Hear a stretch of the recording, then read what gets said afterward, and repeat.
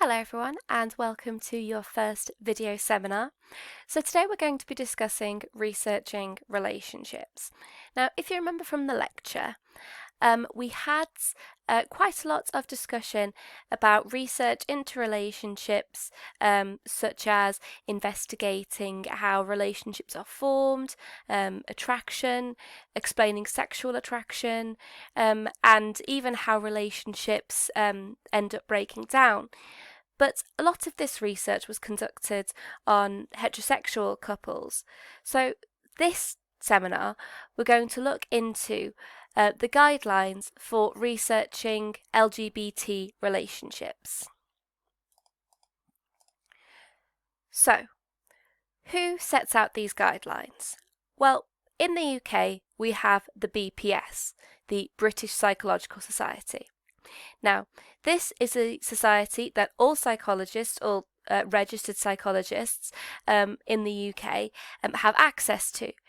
And when you complete your degree, when you graduate, you will have the ability to get membership for the British Psychological Society on a graduate basis. Now, what the British Psychological Society do is they do things like they accredit courses. So your course at BCU is accredited by the BPS, but they also set out guidelines for how they expect their members to work. So how they expect psychologists in the UK to work. Now, these are broken down into professional guidelines, so how they expect psychologists to act. For example, one professional guideline is to make sure that you maintain appropriate demeanour, decorum, etc. In public, because if you happen to be acting in a negative way and people know that you're a psychologist, you can kind of sully the name of psychologists. So it's a professional guideline to make sure that you always act with some level of professionalism in public settings. Next we have practice guidelines. Now, these are particularly relevant for clinicians, so those people, those psychologists who actually practice psychology with clients. So child psychologists, relationship psychologists, the psychologists that you sit down and you speak to. Now, practice guidelines will be associated with how you treat your clients and how you act with your clients. So, for example, maintaining confidentiality and making sure that your relationship with your clients is appropriate, in that you don't engage in relationships that might blur the boundaries of your professional relationship. Next, we have research guidelines, so how you would carry out research as a psychologist in an appropriate way. And ultimately, we have ethical guidelines. Now, all of the above guidelines do sort of also fit into ethical guidelines, but the BPS sets out ethical guidelines for different types of practice. And today we're going to be discussing the ethical guidelines for working with specific groups of people. In this case, we are discussing LGBT people. Now, you may think, well, I treat everyone the same. I don't care about someone's race or sexuality or gender identity, and so really I don't understand why we need to have these guidelines to research specific populations. Well, treating everyone fairly does not necessarily mean treating everyone equally.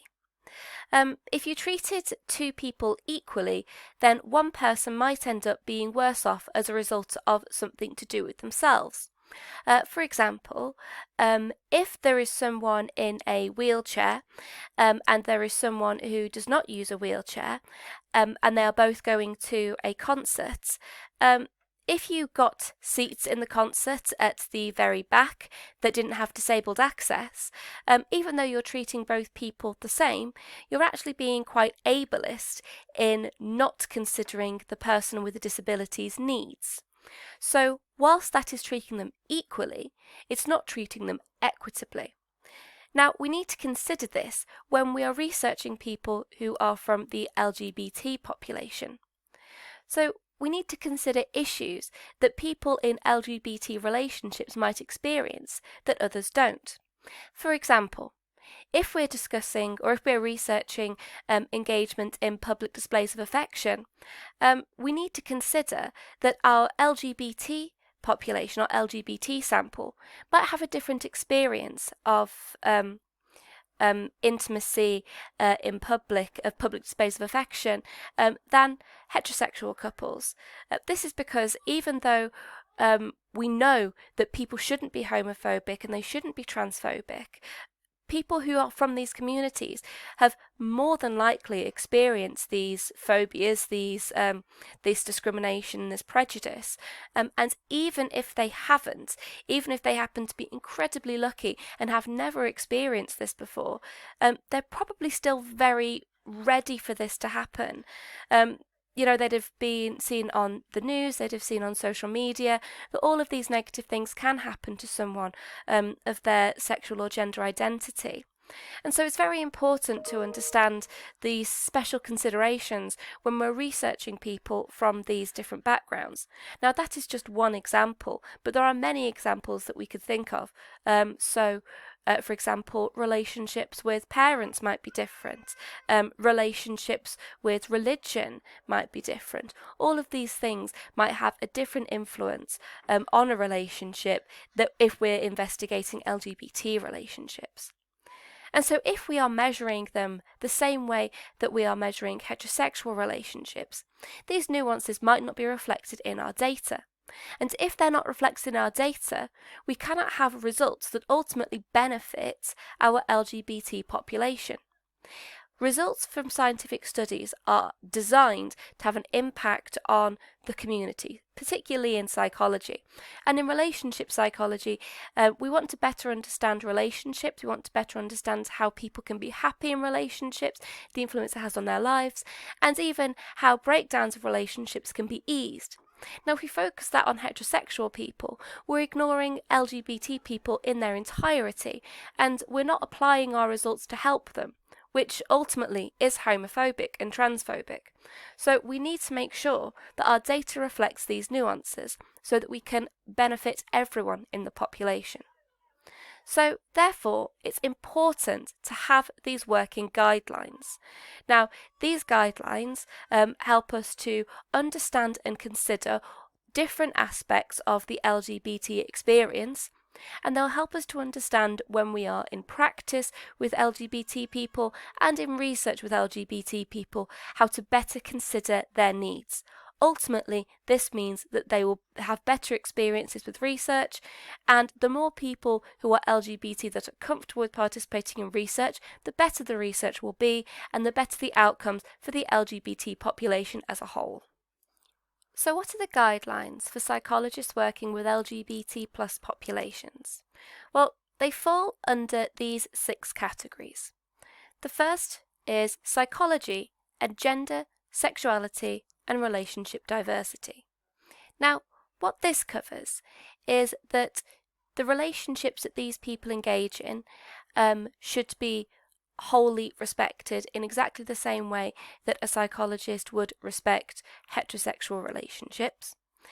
That the psychologist should understand that it is the client or participant's identity, and therefore discussion of their identity should not focus on clarification for them, for you to impose your ideas onto them, but simply that you understand that it is their identity and you respect what they have told you as gospel. You also need to make sure that you would never attempt to engage in any type of reparative or conversion therapy. Now, whilst this sounds very obvious, this can be as simple as having a discussion with a client or a participant about their gender identity at the point at which they are questioning, and trying to convince them that it's okay, they're probably just a little bit confused right now, but it's just a phase. Now, hopefully, everyone taking psychology will understand that that is entirely the wrong thing to say and entirely the wrong attitude, but of course we need to have the guideline just in case. The next is the socio-political context and attitudes towards gender, sexuality, and relationship diversity. So what this means is that as a practicing researcher or a practicing psychologist, as a practicing clinician, you need to be up to date in current affairs associated with the LGBT population. You need to understand the things that might be affecting their relationship, their identity, those things that might make them feel more or less comfortable, that might be affecting how they feel right now. Next, we have gender, sexuality, and relationship diverse identities and practices. What this means for the researcher is to be knowledgeable about these practices and knowledgeable about these identities. For example, if you are talking to a participant during qualitative research and they mention something that you are unaware of, well, for a start, it would have been best if you're researching something to have a full knowledge of at least the basics of these identities and practices. But to make sure as well that if you do come across something that you have not heard of before, that you make sure that you address this in an open-minded and respectful way. You also need to make sure that you're aware of the appropriate inclusive language when discussing relationships with LGBT people. Now, this language does change regularly. So, for example, the word queer, up until relatively recently, was used as a derogatory term for lesbian, gay, and bisexual people. However, now it's been reclaimed by the LGBT population, and they use it as a as an identity in itself. So the LGBTQIA, the Q in that stands for queer. So queer can mean anything on the LGBTQIA plus spectrum. But if someone isn't 100% sure of where they might fall within that spectrum, or even if they are, they would just rather have a more vague term, then they might identify as queer.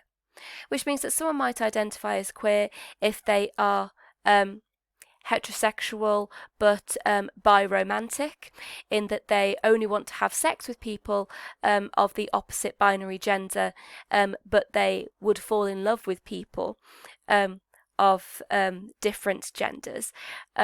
So they might identify as queer in that way. Or someone might identify as queer if they are lesbian, but they just feel more comfortable or happier identifying as queer. So that language has changed quite a lot recently, from being insulting to being quite empowering. So as psychologists, we need to be aware of what the inclusive language is and make sure that we use that language when we're discussing this with our LGBT participants and client. Next, we discuss families and friends. Now, what this means is to understand that people in LGBT relationships might have different dynamics with their friends and with their families. These might be very positive, they might be very close. People in LGBT populations might have a large network of LGBT friends and feel very supported, or they might feel very isolated as they were perhaps raised in an environment that wasn't so LGBT inclusive. In addition to that, you need to understand how different relationships with family might affect their identity and might affect how they present in research. Next, we have diversity and intersectionality. Now, some people within the LGBT community, a lot of people within the LGBT community, might actually have other areas in which they experience oppression. So, for example, you might have someone who is LGBT but is also in a marginalised minority status. They might be in a religion that doesn't accept their sexuality. They might have different health conditions, mental health conditions, or experience different levels of neurodiversity. And it's your job as a researcher to understand and respect these differences and the effect that this might have on their presentation as an LGBT person and their LGBT experience. For example, a white middle-class male raised in Birmingham by a very accepting, perhaps atheist family, might have a very different LGBT experience to a Muslim female from a very strict Muslim household. That experience might be very different because of the different pressures that people have from different religions. So often religions will state that being LGBT or being gay is wrong and is against that religion, and so their experience of coming out and living as an LGBT person will be very different, and you need to understand and accept those differences and to work with those with your clients and participants. Finally, we have education and training. It's the responsibility of the psychologist to make sure that they are always engaging in continuous professional development.